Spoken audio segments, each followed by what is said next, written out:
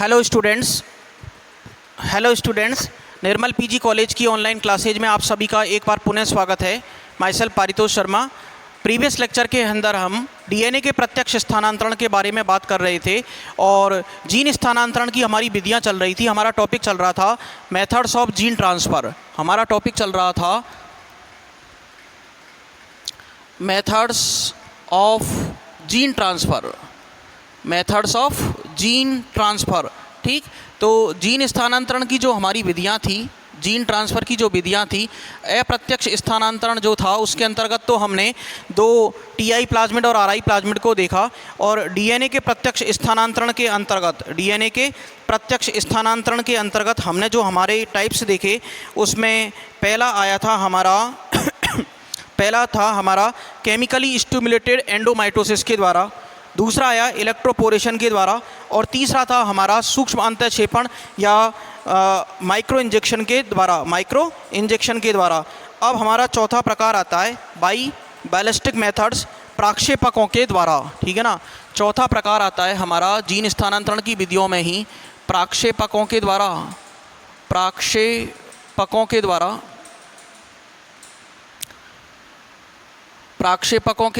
By ballistics, प्रक्षेपकों के द्वारा by ballistics,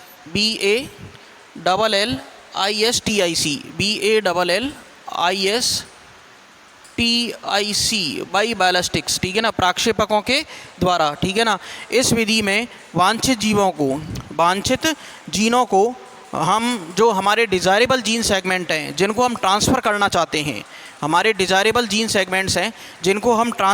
चाहते हैं, उनको हम भारी धातु, ठीक है ना, हैवी मेटल्स के साथ में, ठीक है ना, भारी धातुओं हैवी मेटल्स के साथ में जैसे कि टंगस्टन है, सोना है, के घोल में आवृत करके इनकी हम क्या बना लेते हैं, गोलियां बना लेते हैं। जैसे बंदूक की जो गोली होती है, इस टाइप से हम बंदूक की गोलियों के तरह इनके हम क्या बना लेंगे, हम इनकी गन के अंदर लोड की जाने वाली एक प्रकार की हम इनकी बंदूक की गोलियों की तरह इनकी गोलियां बना लेते हैं जिनका सेल्स के ऊपर तीव्र प्रहार किया जाता है। ठीक है ना, तो इस विधि में हम क्या करेंगे, वांछित जीन डिज़ायरेबल जीन्स को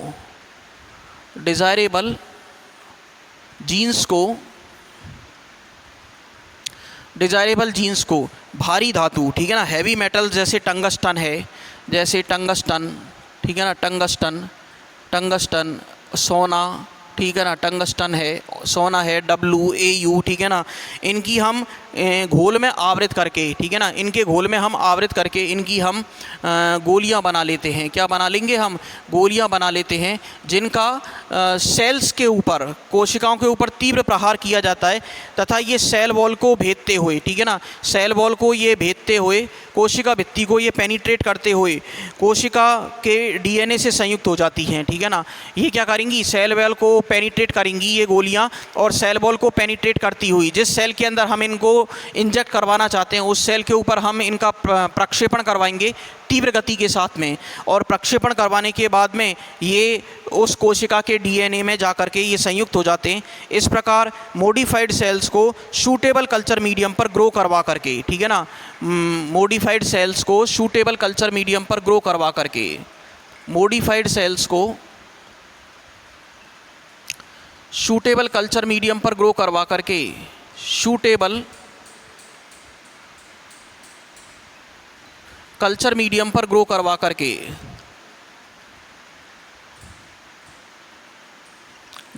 कर ट्रांसजेनिक प्लांट तैयार किए जाते हैं। ग्रो करवा कर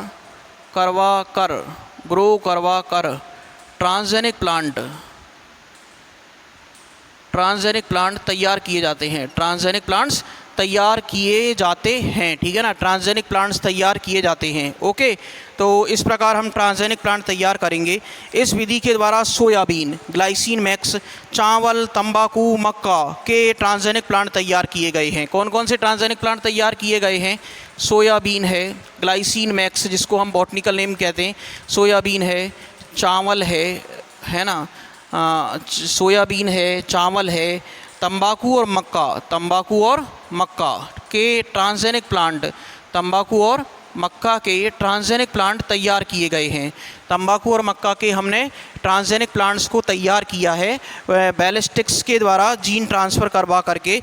हम जो हमारे डिज़ायरेबल जीन सेगमेंट हैं इनको हम भारी धातुओं के साथ जैसे टंगस्टन और सोना में लपेट करके इनकी हम गोलियां बना लेते हैं और इन गोलियों को हम जो हमारी टारगेट सेल्स होती हैं उनके ऊपर हम तीव्र गति से इनका प्रहार करवाते हैं और तीव्र गति से जब हम प्रहार करवाएंगे तो उस सेल्स में वो जो हमारा डिज़ायरेबल जीन्स हैं होस्ट सेल के डीएनए के साथ में इंटीग्रेट होकर के मॉडिफाइड सेल्स तैयार होंगी और उन मॉडिफाइड सेल्स को हम सूटेबल कल्चर मीडियम पर ग्रो करवा करके ट्रांसजेनिक प्लांट तैयार करते हैं। इस विधि के द्वारा हम सोयाबीन, तंबाकू, चावल और मक्का के ट्रांसजेनिक प्लांट तैयार कर चुके हैं।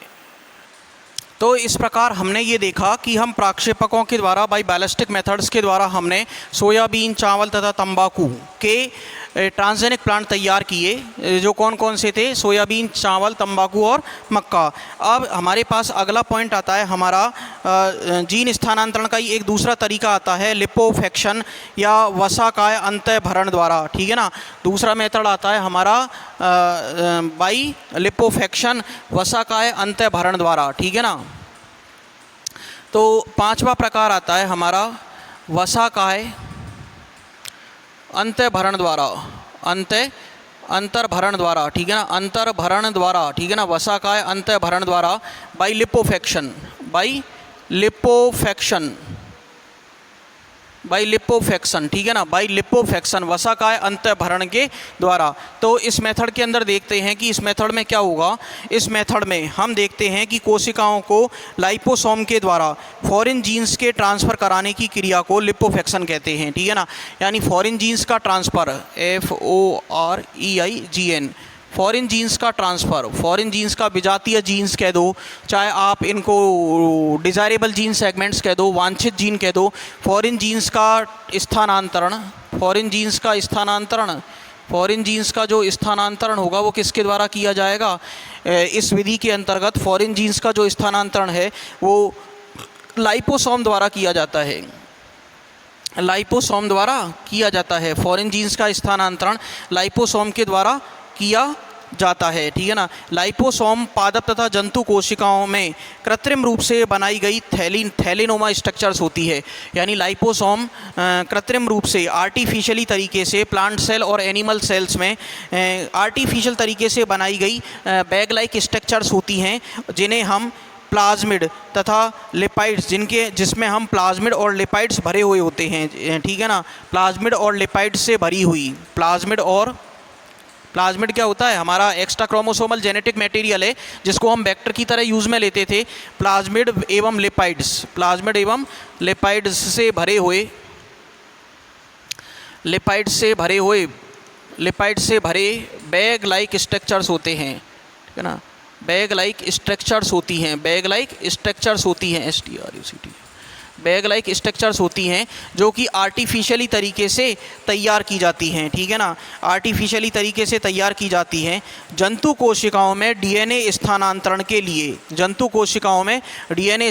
के लिए लिपोफेक्शन विधि को वरीयता के साथ में प्रयोग में लिया जाता है। यानी एनिमल सेल्स में जीन ट्रांसफ़र करने के लिए इस मेथड को हम प्रायोरिटी देते हैं, ठीक है ना। एनिमल सेल्स में जीन ट्रांसफ़र के लिए, ठीक है ना, जीन ट्रांसफ़र के लिए सबसे उपयुक्त विधि है, ये सबसे उपयुक्त विधि है लिपोफेक्शन मेथड। क्योंकि एनिमल सेल्स के अंदर जो ये आर्टिफिशियल तरीके से बैग लाइक जो स्ट्रक्चर्स बनाई जाती हैं, जिनके अंदर प्लाज्मिड और लिपाइड्स भरे होते हैं, क्या कहलाती है, लाइपोसोम कहलाती है। तो अगला देखते हैं पॉइंट इसमें, प्रयोगशाला में लाइपोसोम को फॉस्फेटिडिल कोलिन तथा स्टीएरिलेनिन से निर्माण किया जाता है, ठीक है ना। प्रयोगशाला में लाइपोसोम का निर्माण किसके द्वारा होगा। अगला पॉइंट आता है हमारा लाइपोसोम का फॉर्मेशन,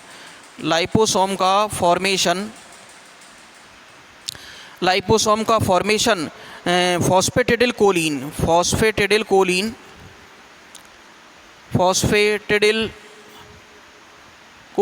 ठीक है ना, फॉस्फेटिडिल कोलिन व स्टीएरी लेरिनिन व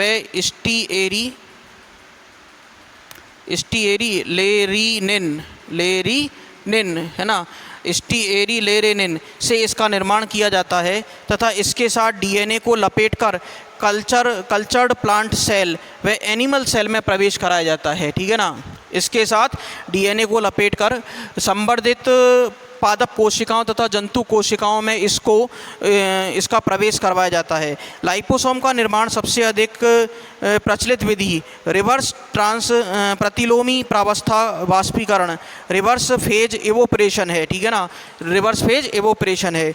अगला आता है हमारा जो मेथड है जीन ट्रांसफ़र का, प्राक्षेपकों के द्वारा और वसा का बाई लिपोफेक्शन का कंप्लीट होने के बाद जो हमारा छठा मेथड आएगा वो आता है बाई मैक्रो इंजेक्शन। तो एक बार हम इसको रब कर देते हैं, बाई मैक्रो इंजेक्शन। ये हमारा सबसे अगला पॉइंट आएगा, छठा पॉइंट। माइक्रो इंजेक्शन देख चुके थे हम, अब अगला पॉइंट आता है मैक्रो इंजेक्शन वाला।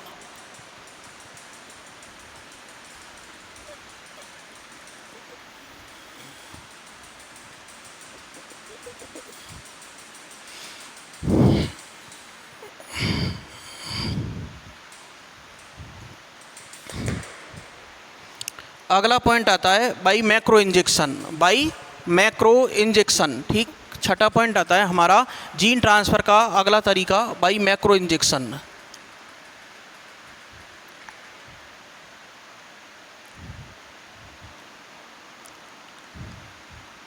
बाई मैक्रो इंजेक्शन, ठीक है ना, बाई मैक्रो इंजेक्शन यह एक बड़ी हाइपोडर्मिक सिरिंज होती है, हाइपोडर्मिक सिरिंज होती है और इस सिरिंज के द्वारा प्लाज्मिड या मुक्त डीएनए, प्लाज्मिड या फ्री डीएनए को प्लांट सेल में प्रवेश कराया जाता है। ठीक है ना, प्लांट सेल के अंदर प्रवेश कराया जाता है। तो ये कैसी होगी, हाइपोडर्मिक सिरिंज होती है। कैसी होती है, हाइपोडर्मिक सिरिंज, SY, ठीक है ना, सिरिंज, ठीक है ना, SY RINGEA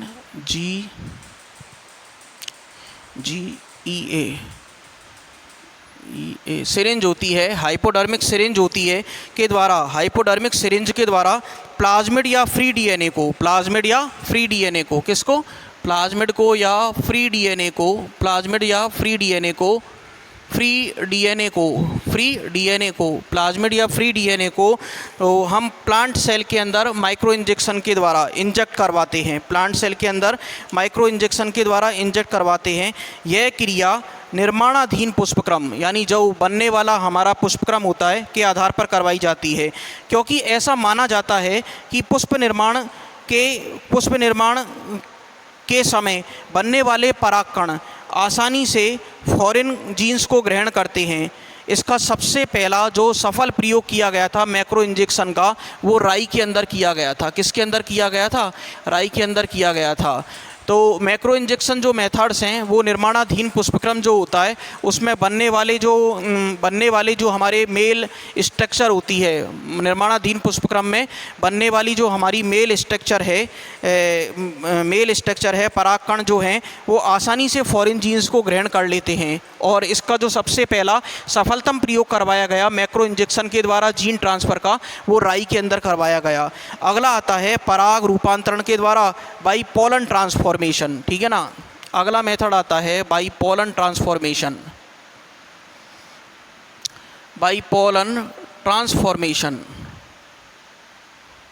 ट्रांसफॉर्मेशन पराग स्थानांतरण के द्वारा,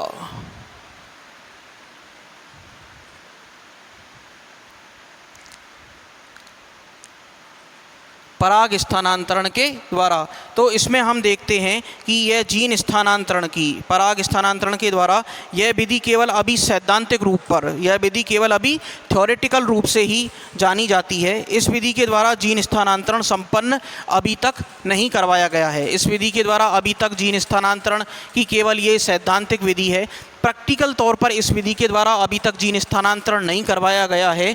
कुछ वैज्ञानिक ऐसा मानते हैं कि परागकण वे जर्मिनेट पोलन ग्रेन्स, अंकुरित होते हुए जो पोलन ग्रेन्स हैं, पोलन ग्रेन्स युक्त पोलन ट्यूब को अगर डीएनए विलयन में रखा जाए, ठीक है ना, किस किस को, जर्मिनेट पोलन ग्रेन्स व परागकणों को, किस किस को, परागकणों को, पोलन ग्रेन्स को, पोलन ग्रेन्स व जर्मिनेट पोलन ग्रेन्स को, या फिर किसको, जर्मिनेट पोलन ग्रेन्स को, जर्मिनेट पोलन ग्रेन्स को,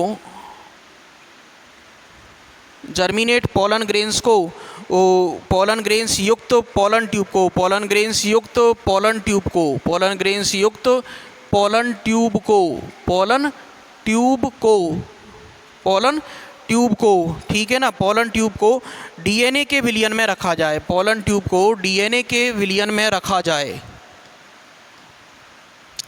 डीएनए के विलयन में रखा जाए, ठीक है ना, डीएनए के विलयन में रखा जाए तो, डीएनए के विलयन में रखा जाए तो पराग नलिका के माध्यम से ये अंड कोशिका के साथ निषेचन करके युग्मनज का निर्माण करते हैं, ठीक है ना। तो ये क्या करेंगे, पराग नलिका के माध्यम से अंड कोशिका के साथ निषेचन करके युग्मनज का निर्माण करते हैं। यह विधि केवल अभी सैद्धांतिक तौर पर ही है, प्रैक्टिकल तरीके से अभी इस विधि के द्वारा किसी भी पादप में जीन स्थानांतरण नहीं करवाया गया है। यह विधि यह कहती है कि परागकणों को या अंकुरित होते हुए परागकणों युक्त, परागकण या अंकुरित होते हुए परागकणों युक्त पराग नलिका को यदि डीएनए के विलयन में रखा जाए, डीएनए के विलयन में रखा जाए तो पराग नलिका के माध्यम से अंड कोशिका, पराग नलिका के माध्यम से हमारी जो एग सेल है वो निषेचन करके युग्मनज का निर्माण करेगी, ठीक है ना, निषेचन करके युग्मनज का निर्माण करती है। तो अभी तक इस विधि को सैद्धांतिक तरीके से काम में ही लिया जा रहा है, केवल अभी ये थ्योरेटिकल है, प्रैक्टिकल तरीके से अभी तक इस विधि से पराग जीन ट्रांसफ़र नहीं करवाए गए हैं। अगला आता है हमारा by transportation of DNA by pollen tube, ठीक है ना, पोलन ट्यूब के द्वारा ट्रांसपोर्टेशन डीएनए का, ठीक है ना। अगला मेथड आता है हमारा 8वें नंबर का अगला मेथड आएगा हमारा बाई पराग नलिका द्वारा डीएनए संक्षेपण द्वारा बाई पोलन ट्यूब, ठीक है ना, बाई पोलन ट्यूब, ठीक है ना।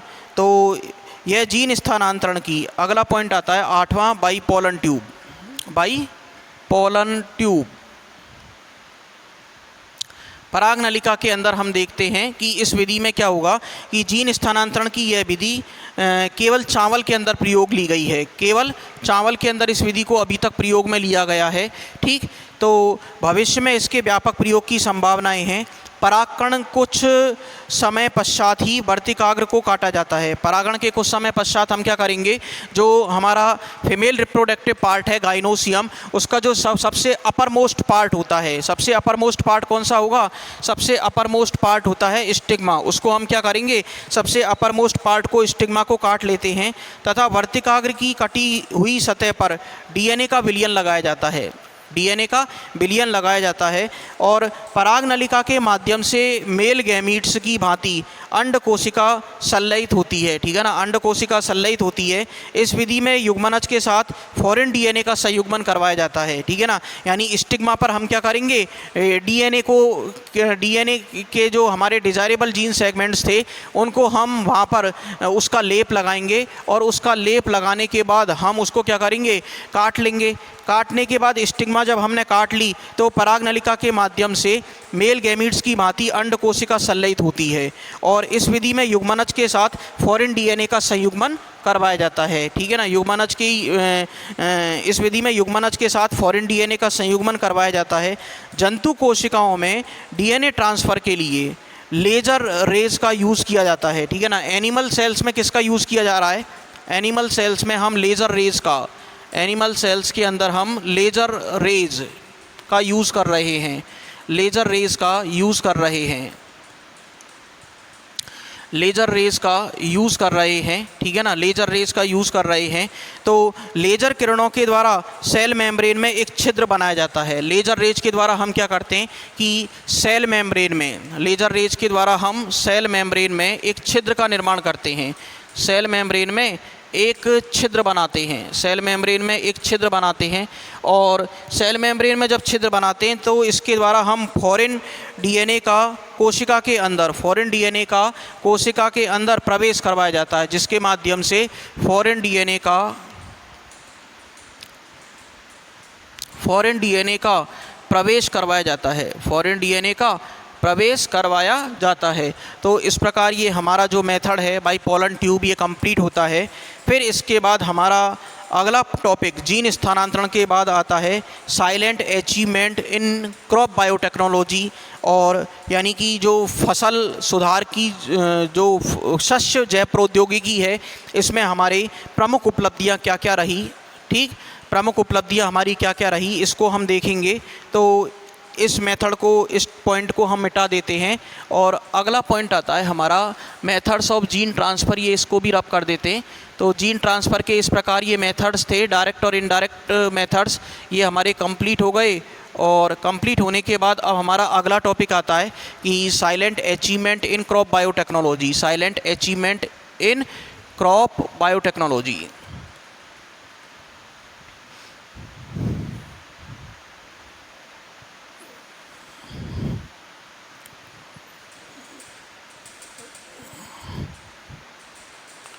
शस्य जैव प्रौद्योगिकी में प्रमुख उपलब्धियां, शस्य जैव प्रौद्योगिकी में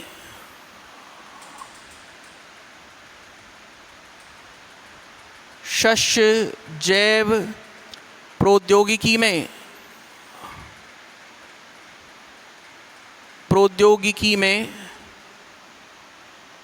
शस्य जैव प्रौद्योगिकी में प्रमुख उपलब्धियां,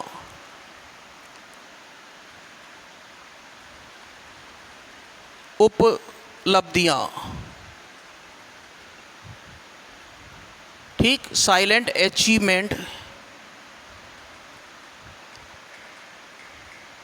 silent achievement, ACHIEVE,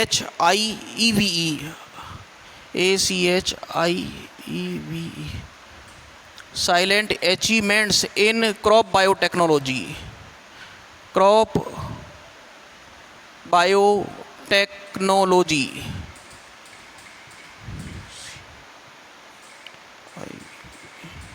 silent achievement in crop biotechnology. तो हम इसके अंतर्गत देखते हैं कि जो हमारी मॉडर्न लाइफ स्टाइल है, आधुनिक जीवन शैली है, आधुनिक जीवन शैली तथा मानव के विकास को प्रभावित करने वाले कई पहलू हमारी बायोटेक्नोलॉजी ने इनको छुआ है, और बायोटेक्नोलॉजी के द्वारा इनको काफ़ी हद तक प्रभावित किया गया है। तो मॉडर्न लाइफ स्टाइल, आधुनिक जीवन शैली तथा मानव के विकास को प्रभावित करने वाले कई पहलू, जैसे कि एग्रीकल्चर, कृषि, हेल्थ, स्वास्थ्य तथा एनवायरनमेंट, गरीबी तथा माल न्यूट्रिशन, कुपोषण, अन्य क्षेत्रों में बायोटेक्नोलॉजी का महत्वपूर्ण योगदान है। यानी हर दृष्टि से यदि हम बात करें तो बायोटेक्नोलॉजी ने हमारे हर फील्ड को छुआ है।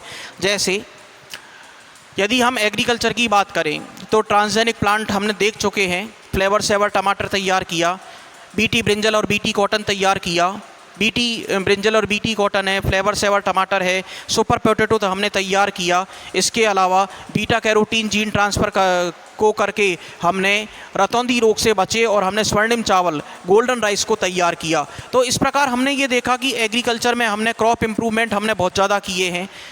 मेडिकल के फील्ड में देखें तो हमने आज कैंसर के ट्रीटमेंट के लिए इंटरल्यूकिन 2 तैयार किया है, ठीक, अच्छी मोनोक्लोनल एंटीबॉडीज़ को तैयार किया है हाइब्रिडोमा टेक्नोलॉजी के द्वारा।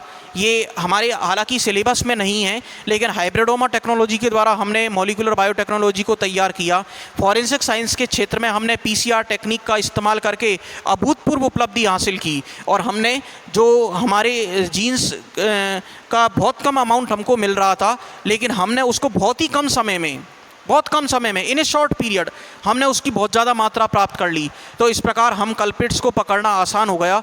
तो जो हमारा पुलिसिया जो रवैया था वो अब बदल चुका है, और कल्प्रिट्स को पकड़ने के लिए मोबाइल और PCR टेक्नोलॉजी बहुत मदद कर रही है, ठीक।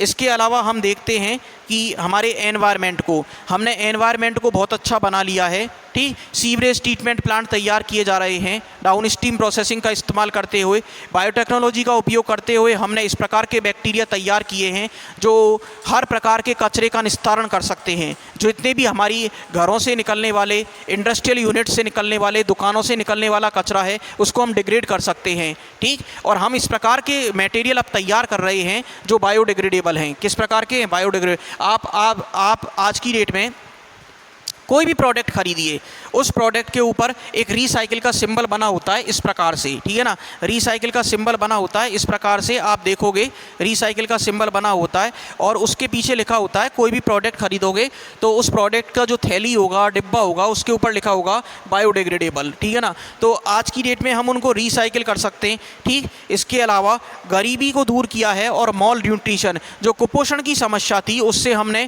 काफ़ी हद तक अब निजात पाली है। तो इस प्रकार हमने ये देखा कि बायोटेक्नोलॉजी के द्वारा हमने अभूतपूर्व उपलब्धियां हासिल की हैं। अभूतपूर्व उपलब्धियां हमने हर क्षेत्र में हासिल की हैं जो मानव के जीवन को प्रभावित कर रही है। तो इस प्रकार आज हम अपने लेक्चर को यहीं पर ड्रॉप कर रहे हैं और नेक्स्ट लेक्चर के अंदर हम बायोटेक्नोलॉजी के द्वारा मानव के जीवन के हर पहलू को प्रभावित करने की दिशा में हम आगे बढ़ेंगे और साइलेंट अचीवमेंट देखेंगे क्रॉप बायोटेक्नोलॉजी के। तो आज हम अपने लेक्चर को यहीं पर ड्रॉप कर रहे हैं। धन्यवाद।